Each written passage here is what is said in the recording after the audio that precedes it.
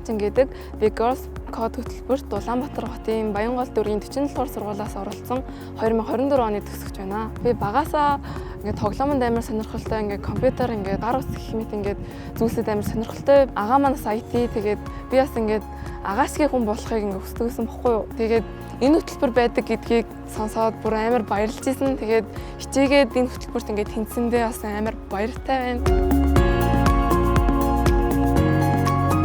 Анх ингээд аслагдсан ингээд хөдөө орон нутаг юм уу сум дүүргээс хүүхдүүд ингээд шалгаруулж авч байгаа гэдэгт нь би амар бахархсан. Хөдөө орон нутагт ингээд мэдээлэл хичээл амар хомс ордон штэ. Монголд ч гэлтгүй ингээд дэлхийд даяар ингээд эмэгтэй хүмүүс шинжилгээ ухааны салбарт төдийгүй ингээд IT тал руугаа хомс ингээд байдаг. Тийм ч учраас мэдээлэл зүүн хичээл ингээд сонирхолтой эсвэл ингээд мэдээлэл зүүн чиглэлээрээ явах зорилготой хүүхдүүдэд ингээд охтуудад явуулж байгаа хөтөлбөр болохоор гой санагдсан. Тэд нэр амар ингээд IT болно гэсэн ингээд хүсэл эрмэлзэлтэй ингээд бүр яг ингээд бат зогссон охтууд байсан. Тэгээ би тэдрээс ингээд урам зориг ингээд инспирэшн ингээд мотивашн авч исэн.